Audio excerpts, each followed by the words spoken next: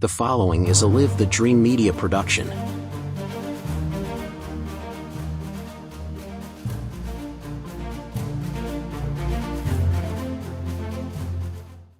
All right. It feels good to be good. Feels good to be back in the seat here on Local Marana. I've been running around dealing with this tech stuff with Xfinity and getting Starlink on, and and everybody else on the team has been doing the same thing, but finally back here to talk. And I'm really pumped because Local Marana has guests booked out all the way until May.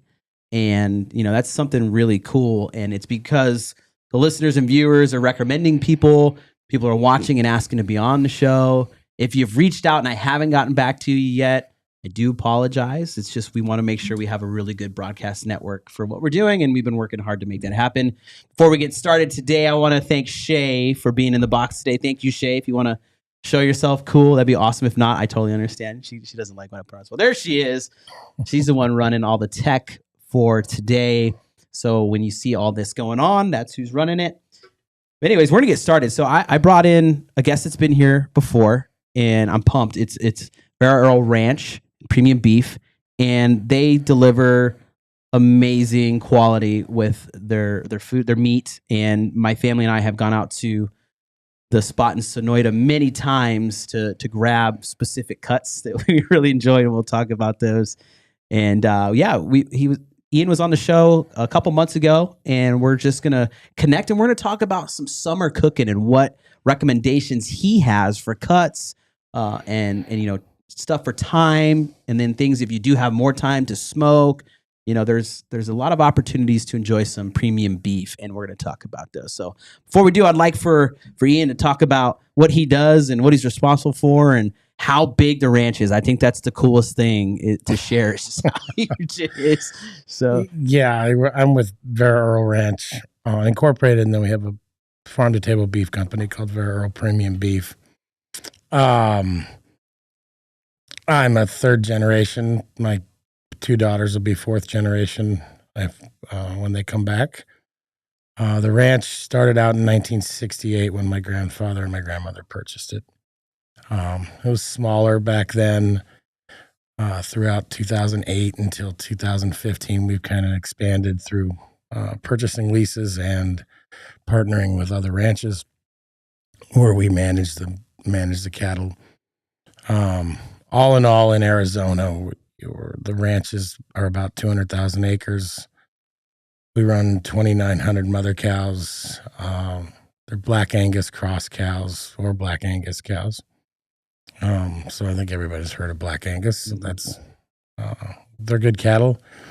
We're down in Sonoita, so it's a little different than what people perhaps are used to seeing up here. Where as you crest over the hill going down towards Sonoita, there's a pretty significant change in grasslands and the topography. Where you get into more rolling grasslands and you get out of a desert kind of setting like you would in Vail. We average 16 to 20 inches of rain. So, in good years, the grass is knee high, and it looks probably more like eastern Montana than you would kind of Tucson, right? Sonoita is beautiful. We just try and keep enhancing the ecosystems we graze within and keep that beauty alive. 5 years ago, I guess maybe, during COVID, which is a great time to start a business. Yeah, we would know. Right. And my daughters were home from school, obviously, and working for me, and they asked about selling beef. And I didn't think much of it other than it's something I could have them do research on, and it would keep them busy for a while. So they did market research on percentage of the public that's had prime beef and the percentage of the public that's had dry aged beef. And it was super small. It was like 4%. And so then it spurred in our minds, like, okay, we have a pretty cool story with the ranch, locally owned, great environmental type of story on what we do with our stewardship. If we combine all of that, especially with people really wanting to know where their food comes from, with the dry aging process of the entire carcass, not just, the specific cuts, and have a high grading product, maybe we've got something unique that a lot of people don't have. And that was kind of the start of it, really. Totally different business environment, totally different mindset than running cattle. And so I didn't know diddly squat about it. We've learned a lot. There's a lot of things we got really lucky about. And there's a lot of, we made tons of mistakes, still make mistakes, but we're learning from them. It's just, had I looked back, we decided to dry age the entire carcass, which has since become kind of our shtick, if you will, because you can't find, well, I said you can find, but you can't find much of it out there. Dry aged chuck roast or dry aged ground beef or, a 21-day dry aged all chuck hot dog, right? That's just not there. And at the beginning, that was just luck when we decided to do that. We were thinking dry age kind of more on the steaks because you've seen that some. But there was no way for us to really accomplish that without owning a packing plant, and we didn't want another business. So when we dry aged the entire carcass, it produced this really unique product, and we just lucked into that. And so now, and then there's some ancillary things that go with it, like your shrink is much less. So when someone buys a 16-ounce steak from us, you cook it, and if you weighed it off after you cooked it, depending on what level you cook it to, it's probably going to come back at 15 ounces, 15 and a quarter ounces. You take a wet aged steak or just a steak from a grocery store, and there's nothing wrong safety-wise or anything with that. We just choose to do it differently. You're going to cook a 16-ounce steak, and it's going to cook down to 13 and a half ounces. So your yield of what you're buying from us is much better, which really helps with the restaurant business. And the consumer, just a retail consumer doesn't always, that's not a great selling point as much as flavor in the story and creating an experience for them to feel part of what we do, both on the ground ranching and then also in how we sell meat. So that shrink rate can make you, we've never really promoted it, but you're getting what you buy really close. And I had no idea, like zilch on that. Yeah. And the flavor profiles that it changed and chuck roasts and ground beef and that type of stuff. You need a lot of luck going along. So I feel like we got some of that. Yeah. And we look back 3-4 years later and be like, wow, we were lucky. Yeah. You talk about the amount of rain and stuff you guys get. And the last time I made it out there, it snowed. That's right. We hopped in the car and, it was just finishing snowing here. And Pops and I hit the highway and we're like, let's go. And we called to see if y'all were open, and you were. And we drove out there, and all those rolling grasslands were covered in snow. It was beautiful. And you could see the cows and stuff out there, those little specks just all over, it's just so big and so cool. But yeah, we went out there and there was snow, and it was great. And I've been out there when there wasn't snow, and there's something to add on to with the experience of going out there to visit you guys, right? You talk about the scenery and everything. There's various spots to stop along the way if you wanted to have a picnic, if you wanted to just get away for a little bit, have some fresh air, and just take in some nature, right? Without all the city hustle and all that stuff. And, for me and my family, and we were talking with Clint and Tammy, there's an experience added on to that, of going out and visiting and purchasing some of the dry age stuff, is you get that part of it too. It's a quick little road trip. It's like an hour and 15, hour and 20 minutes, depending how fast you're driving. Do the speed limit. I would suggest doing that. And it's just great. And you talk about getting lucky, right? That stuff is amazing. And there's a couple cuts that I was sharing with you that we like to get in particular that you can get out there. And the coolest part about the experiences is when you go in, you have all these freezers, right? And we get to go in there and open it and grab the cut and the one we want, right? You open it and it's like, wow, all this stuff's here. It's really, really cool, as opposed to, which I don't knock. I still go buy meat at the store and everything, but when you go to the store, you're like, lately I've been hoping that there's something, right? You know what I mean? It's been like, I go and I have a spot where I've been really successful with getting the really good cuts of meat that they have in stock, and I'm not going to give it away on there. It's a grocery store. I'm not telling the location or anything, but anyways, going back is you get to go and choose and find what you want. I was talking to you about all the marbling and everything in the New York and the ribeyes, and then there's the Denver cut. I know that those. I don't think you guys have those in stock all the time, right? Because they kind of just fly off the. We have them in stock. We have a local restaurant that's using them right now, Bata. No kidding. So that's a spot to go eat and try the Denvers. Okay. Yeah. The Denver's kind of an unheralded cut. It's off the shoulder. It's in a muscle that's not the cattle don't use very much. So there's a lot of marbling, super tender, and really kind of packages up well. Whereas, sometimes some people don't want a 16-ounce steak, right? Mm-hmm. Well, these things are going to package up at, 6 to 9 ounces. They're thinner, just because of where they sit on the cattle. But they're a quick cook. You can marinate them. You can just put a little olive oil and salt and pepper on them and grill them. You can cook them on a flat top. There's a lot of different ways you can prepare them. It's just a cut you don't see very often. You see it some in restaurants, but it's somewhat of a unheralded cut, if you will. I mean, and when you're talking about driving down and, we do deliver to Tucson once or twice a week. Kind of we have a route that we do for the restaurants and then can build that into delivering different orders. But we want to create an experience for someone who comes down and decides to come into the store, whether or not they buy anything. So, part and parcel to that is having the drive down, right, to Sonoita, whether you're on whether you're on 90 coming out of Benson, 82 between Sierra Vista and Sonoita, or 83 coming from Tucson, right? You drive through the middle of the ranch on any of those roads. So you kind of get to see it. And you're talking about seeing the cattle.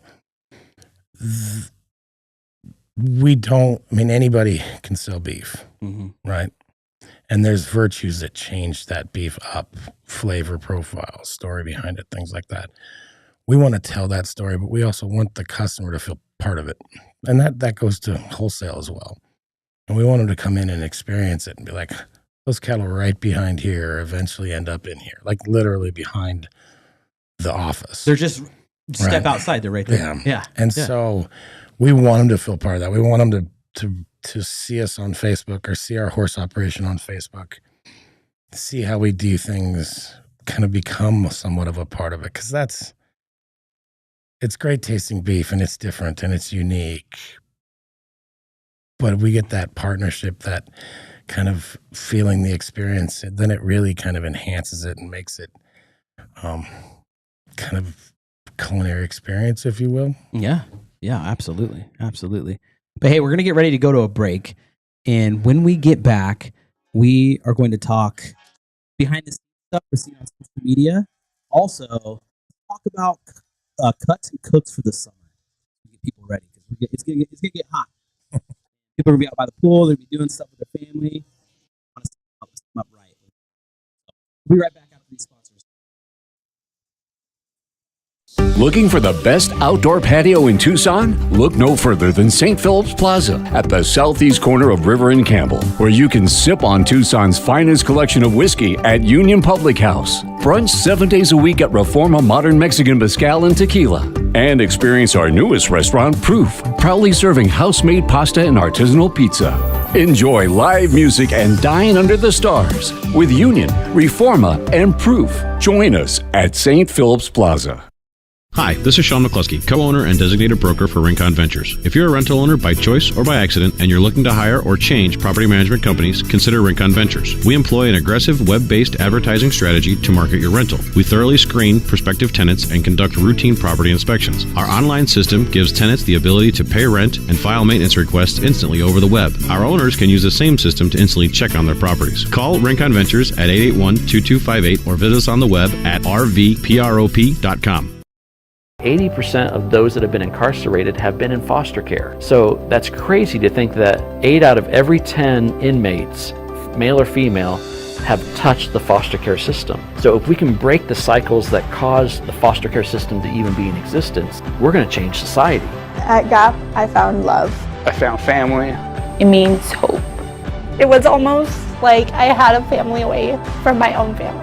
At GAP, I found home. All right, we're back. Thanks for taking us to that break, Shay. Appreciate your work. Okay, we're going to talk about behind the scenes stuff I've been seeing on social media. That is so cool. You've got somebody doing something pretty cool over there. The photos, they just look amazing. And it just gives you, somebody wrote this on LinkedIn to me. I had posted some behind the scenes stuff we did at the Gap Ministries with Christopher DeSimone last week. And it tells a story, right? But I've been seeing pictures of like the ranchers working and stuff like that. And it's so cool. And are you doing that, or is there somebody, do you have like a team doing that? How's that happening? Yeah. So we have a group out of Montana that does most of our social media and some of our marketing, as well as our emails. And that's part of creating the experience, right? Mm-hmm. People, they can go to our website, but if you start to see that social media, and there's different themes and different pictures, and pictures of us working cattle or pictures of us riding or landscape pictures. We have a horse page that's, now detailing all the baby colts that are being born. People start to feel more of a part of it and get where it just helps tell the story of where the beef comes from. Mm-hmm. And kind of illustrates in a lot of ways what we do every day to provide that beef and the care and time that goes into it. And then it helps explain some of the certifications we have. So the no antibiotics, non-hormone, we're GAP certified, which means we could sell to Whole Foods. It's their own kind of certification program. Care certified, which is a stewardship, animal husbandry, philanthropy, certification, all third-party certified. So it's not just me coming up here and giving you some BS line about X, Y, and Z. It's actually, we have a group comes out, IMI Global and Earth Claims. And they audit me. I spend a day with them every year going through all of our different stuff to show them that we are what we say we are. And that's part of it was one of the tenets of what we were when we built the business, is that we were going to be fully transparent and tell people what we are and then hold ourselves to that same standard. Right. So you said Whole Foods has their own certification for sale of meat in their mm-hmm. stores. That's really cool. I didn't know that. Yeah, it's called GAP, Global Animal Partnership. And they started it. I think it's sold other places now, but predominantly it goes to Whole Foods. And you have different levels. We're GAP stage 4, which means the cattle are fed grain, but have bigger pastures to roam around in. And so we fit that certification as opposed to a conventional feedlot, that has pens, but not as big as what we do. You have to, there's certain animal husbandry guidelines you have to adhere to. And then the no antibiotics, no hormones, no animal byproducts in the feed. So it's 100% grain and hay and molasses.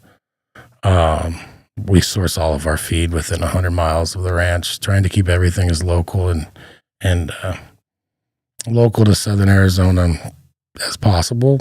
I'm big believers in, if you're a small business and you want people to support local, you better do it yourself. Yeah. Yeah. Practice what you preach, huh? Exactly. I was at the street fair.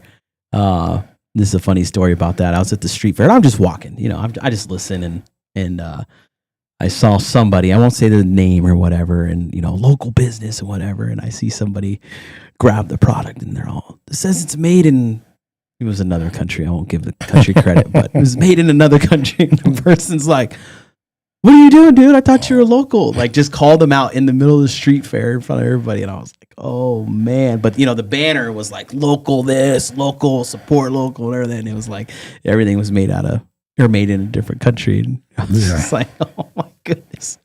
So, but yeah, no, it's important to practice what you preach, and you guys are doing it just in so many different ways.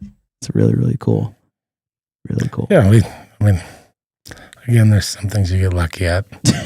I love it. Some things you need some luck. Right. I mean, I don't think in any entrepreneurial journey you can just like predict every single element of what's going to happen, and you got to test. You got to risk, right? It's all part of it. Is, sometimes the risk works out, whether it was luck or you did accomplish a process or something, but you gotta have some of that, man. I mean, there's no denying. Yeah, 100%. I mean, in full disclosure, I actually have a tattoo on my arm that says "Luck favors the brave." I'm not smart enough to think of that quote. My wife heard it, and I just thought it was neat because you hear conversations, right? Oh, so and so got lucky, or she got lucky, or she, yeah. Everybody, there's an amount of luck to everything. I'm a firm believer in that. But you have to enjoy the process so much, and the grind, if you will. And I know it's a nouveau term that everyone's kicking around, that when that luck comes along, you're able to take advantage of it.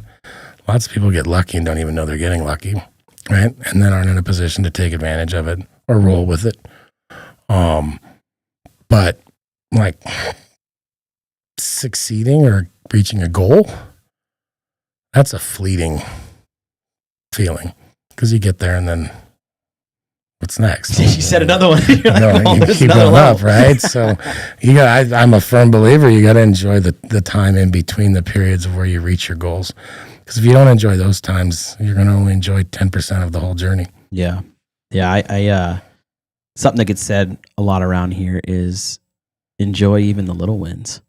You got to recognize just even those little wins, because they might seem small at that point, but it compounds into so much more over time. 100%. We like to refer to that as stackable. Yeah. You stack a lot of little wins on top of themselves, and then you end up with a big win. Yeah. We've got a rule both on the ranch, and my daughter shows horses, and we show horses out of our barn. You got a 12-hour rule. Success, we got 12 hours to celebrate. Now it's back at it. If something doesn't go your way, you got 12 hours to be pissed off, and then back at it. And that keeps everything in perspective. The moment never gets too big. Because if you're only celebrating or, upset for 12 hours, you can walk into the biggest moments in the world and be like, I either do this or I don't. I got 12 hours to really be happy about it, or 12 hours to sulk. Right. And then on to the next stop, if you will. I love that. I think this podcast quickly turned into entrepreneurship 101. I didn't mean to do that. No, it's good. No, that's why we do this stuff.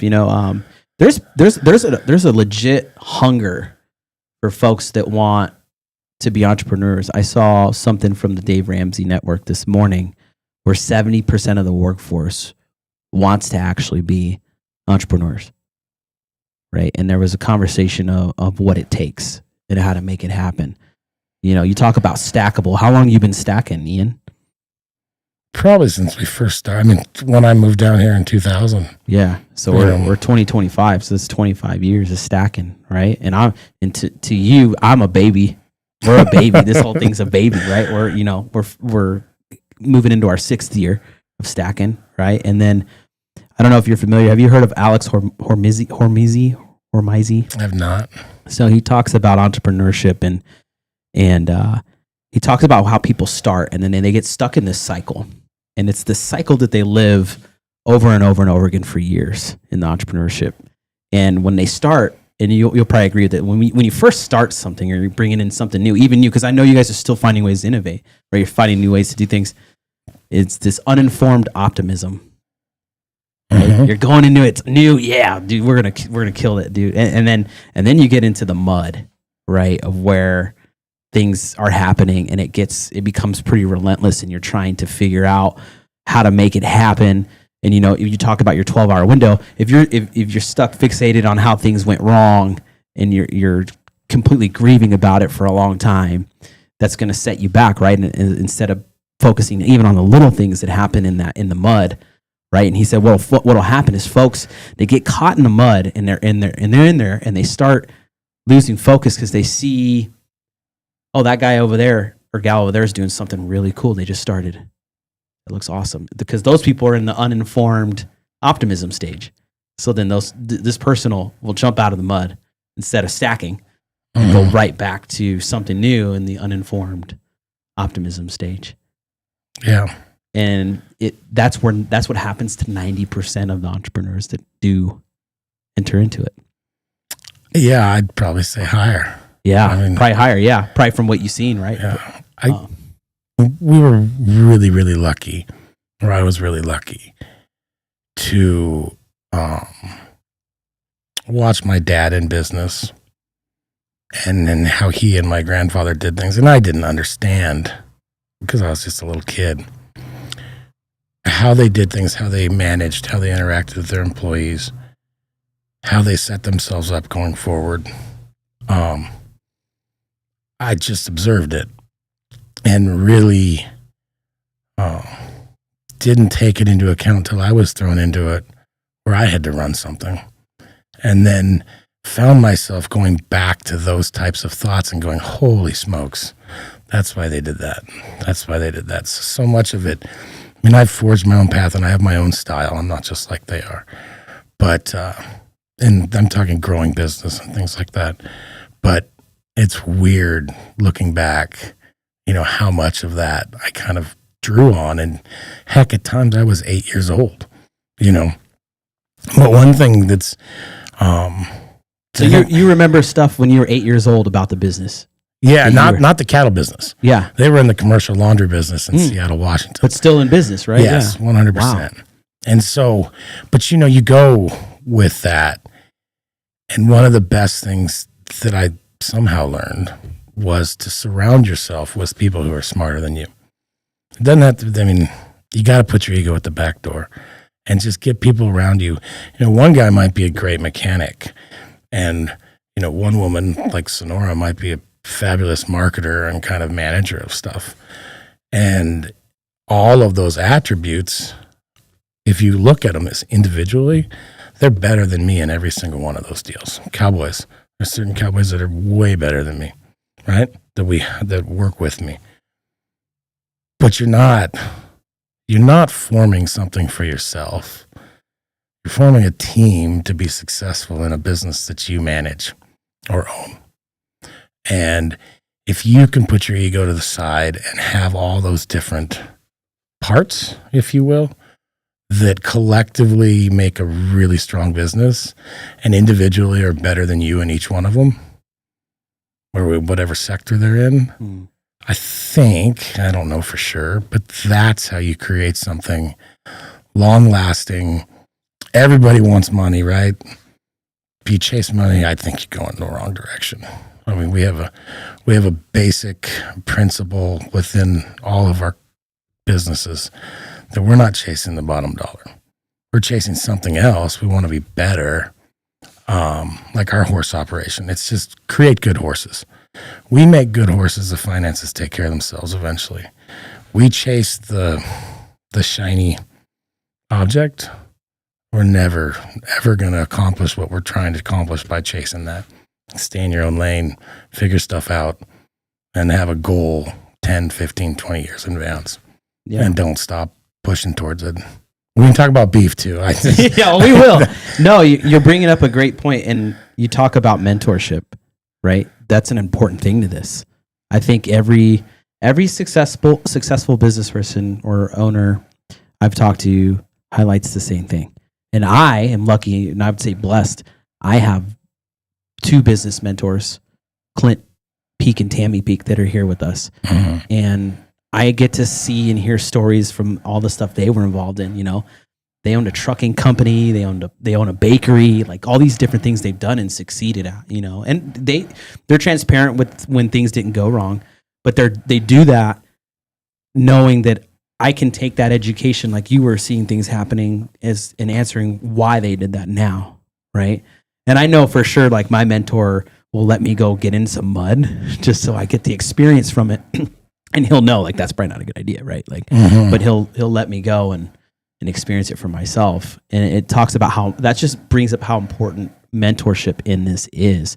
And I think sometimes people get really caught up in the idea that it's the me show, like you said, right? It's all about what am I doing? How can I make this work for me and all that? But like you said, you got to bring in people that are really good at certain things. It's like I could be in there running the box all day. I wanted to. I built, right. Or Clint can be in there all day. We built that thing, right? But if we're just doing that all day, how are we going and getting anything else done, right? And it's putting people like Shay and Joseph that we have here in the morning of the show. You have to build stuff around you to help accomplish the goal, and having a mentorship is imperative. And my piggyback off of what you're saying is go do that. Mm-hmm. You said you are lucky. You had your family. Like for me, my family's not in business at all, right? My family, there was one entrepreneur on my mom's side that owned an auto shop, and he did that for a while. But other than that, there's really, and then I had an uncle that he's still running a business, but that's it. But I didn't get mentorship from those, right? They passed away and they're doing their own things. But if sometimes you have to go seek it, right? Step out of your comfort zone and go do it. But, yeah, because if you're comfortable, you're not getting anywhere. Preach. I mean, preach. There's a ton of sayings out there now, but I'm a firm believer in it that the only time you make progress is when you're uncomfortable. Comfortable, that's that 12-hour rule, right? Same principle. If you're comfortable, that's great. Everybody wants to be comfortable. Okay, but are you really getting anywhere? Yeah. I mean, if you think back, or at least I think back to when we were coming up, and by the way, mentorship just means you're old. You've been around and seen a bunch of stuff, right? I mean, really, no one wants a 30-year-old mentor. They haven't lived long enough. Yeah. You know what I mean? I mean, they might be smart. They might be the most wonderful individual, but you haven't lived long enough. You haven't seen all the stuff that can go wrong and been in it and had to get back out of it and square things up and move forward. But that's why we talk about enjoying the process, because the process is all that. Mm-hmm. I mean, things aren't going to go right. You're the luckiest son of a gun in the world if everything always goes right. Yeah. And so, show me one of those people that right, always does. Right. And then the mentorship part, like that's where the mentor, if you've got and it wasn't just my parent or my father or my grandfather, but I had some people who helped me within agriculture and learn a bunch of different things, and I could call, and I got those people around me and held them close so that I could learn how to trade on the Chicago Board of Trade, how to evaluate cattle when we're putting them into a feedlot, buying and selling, all that different stuff. And they were all older, right? I mean, a couple of them have passed and they'd seen it. I was just at the time still, compared to them, still am the young kid coming up. But you got to have those people you can ask questions to. And if they're really good, and I'm learning this with my daughters who both want to come back and run the company, is the mentor like you said. How lucky are you on that end too, oh, man. Dude. It is the best. I tell people all the time, there is no greater compliment out, ranching or otherwise, than having your kids come back and want to do what you do or what you created. There's like, bar none, nothing as far as accomplishments or anything exceeds that. It's the neatest feeling in the world. I have one daughter who's going to graduate college this year, and she's coming home in September. The other one's just starting college, so we'll see where she goes. But the oldest wants to come back. And I told them, I said, I'm going to slow down in 10 years, right? I'm 50 years old. And they're like, no, you can't. And I can't stop working. I love working. But for them, I have to, because I've got to let them That's going to be the hardest part. Yeah. Is go make the mistakes, learn from them, deal with them, work themselves out of them. Because if they just come in and I oversee them and, we just kind of go along, they don't see the hardships. They don't have to think through something. It's so much more powerful when they can think through something, figure it out, right or wrong, and get out of it. And then look back and say, well, I should have done X, Y, and Z. I did A, B, and C, but I eventually figured it out, right? Mm-hmm. There's nothing more powerful than that, right? In my industry, I've seen people my age and older still have to call mommy and daddy to make a decision. I don't want to be that dad. I want them to be able to make decisions. They can make the call. Hopefully I keep them out of the really, really bad ones. But that's I think they'll learn better. And hopefully they're way better at it than I am. It's awesome. Yeah. That's what you want. Right. Be better, right? Yeah. No, man, it's amazing. You're a lucky dude, Ian, for sure. Very much so. Hey, we got a couple minutes left. So let's, now that we've gotten the business and entrepreneurship, mentorship subject matter down for people. So, hey, if you're listening, share this with some people in the business, in entrepreneurship. I think this would definitely help them with what they're doing. Let's talk meat. Let's talk cuts. Let's talk summertime, right? Here we are in the spring. I know it's going to get close to 100 degrees this weekend, which, it's mixed emotions for me on that one. Right. But, there's different types of cooks we want to do in the summer. Sometimes we're looking for that cut of meat that can just sit in the smoker for 8 hours plus or 6 hours plus. And, we're watching football or we're doing other things while that's happening. And then there's other cuts where we want, something pretty quick we can share with the family while they're hanging out at the house or if they're in the pool. Burgers and hot dogs, right? We get that. But let's get outside of that. What are you recommending for that family get together? Either we're grilling or, just a quick cook. There's some meats that we can share. We could cut up, maybe make tacos. Give us something. What are you recommending? You told me you're just enough to be dangerous with this stuff. I'm not a smoker. I'm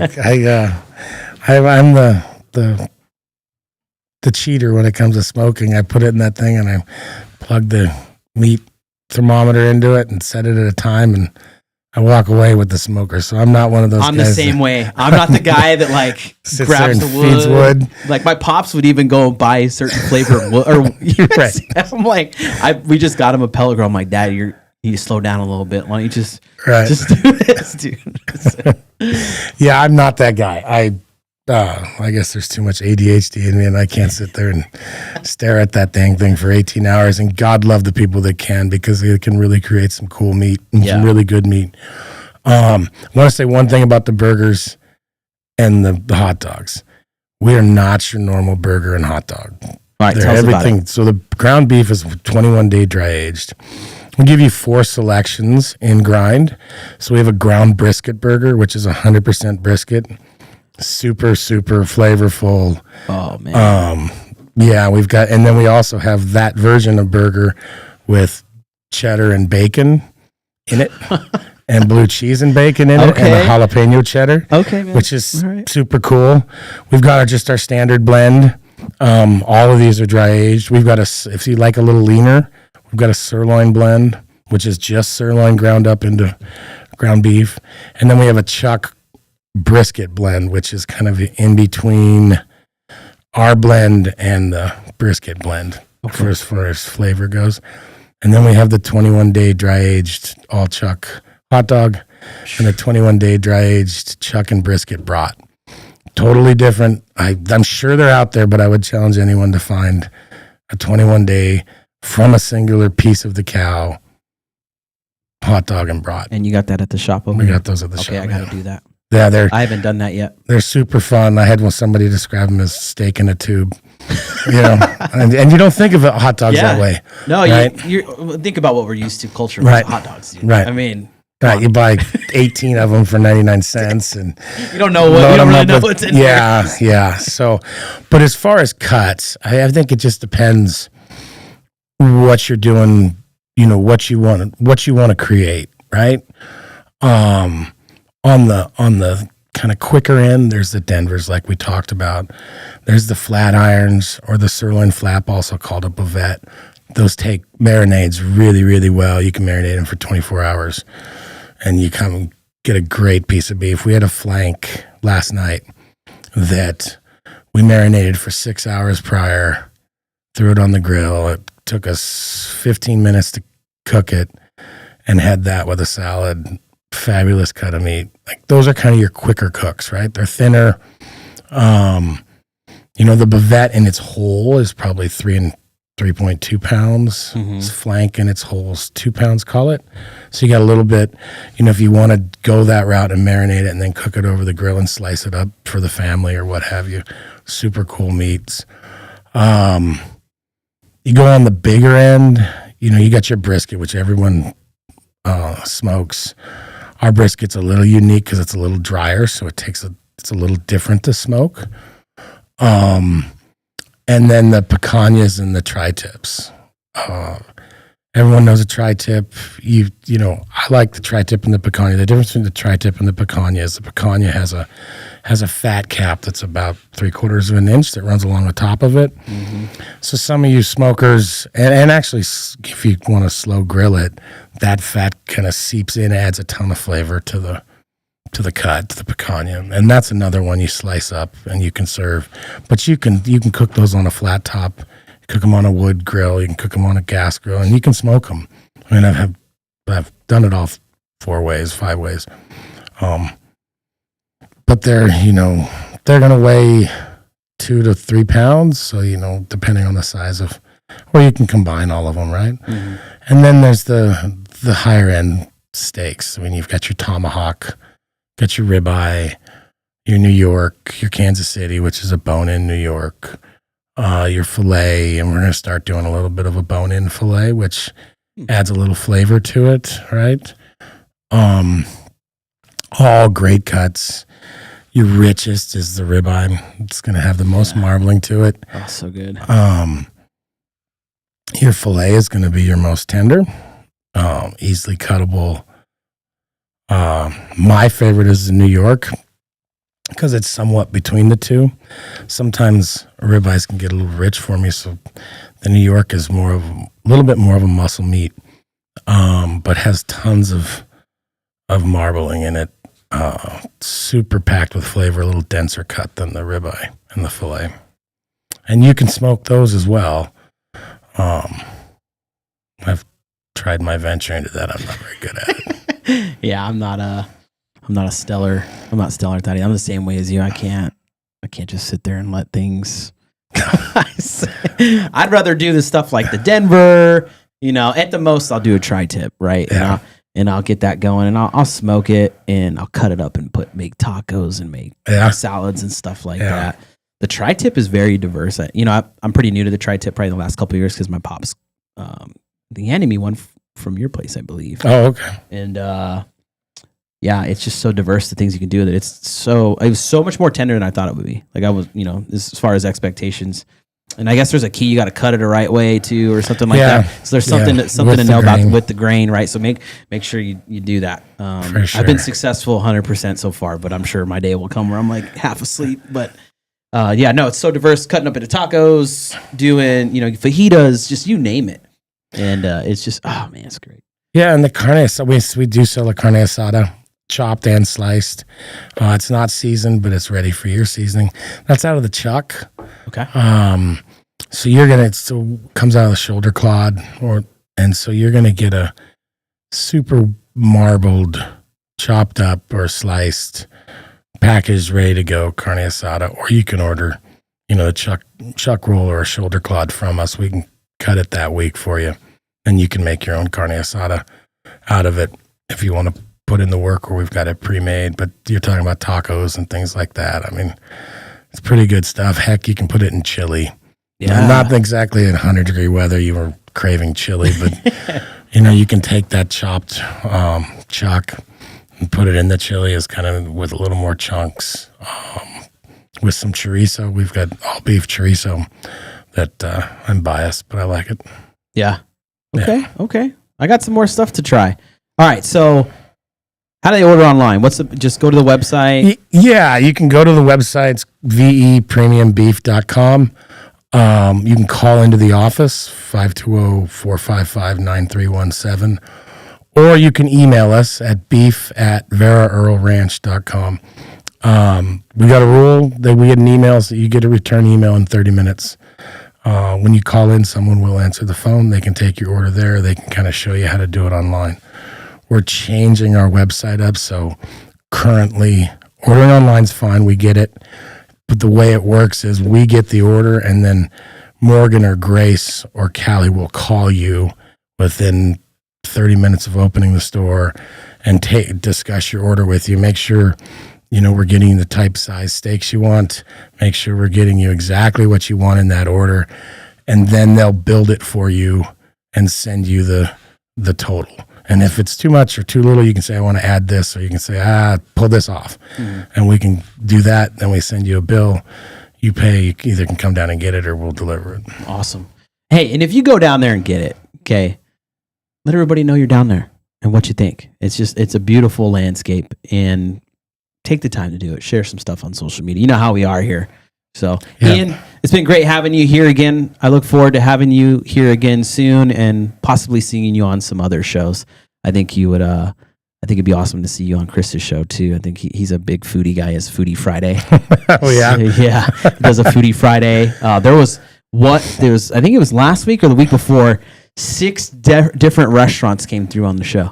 I'll be darned. Yeah, and they brought dishes, and we were showing it on camera, and it just was this steady flow, and it was the owners, talking about all their food. It was really cool. So Foodie Friday, it's a big thing we're doing. We're moving it into some tourism stuff that we're building for the side side of the air. What do you call it? North end of Tucson. Right. It's going to be called Move. It's Marana Oral Valley Experience. So we're going to be tying into both. And we're going to be working with the Westward Look and some other places, and it's going to be really cool. Oh, awesome. And so it's all going to tie in together. Yeah. So we're going to have a good time. But, man, thanks again for being here. I loved our conversation today. Oh, thanks for having me. It was incredible. I'm going to make sure I share the heck out of it. Thanks for having me. All right, everybody, thank you so much for watching Local Marana today. It was great having you on with us. As always, go check out Vera Earl. Go down there. Go to Sonoita. Take your family for the day. There's things to do there. There's spots to eat. And there's spots to hang out and go see all the cattle. You'll see them right there outside of the building. We wish you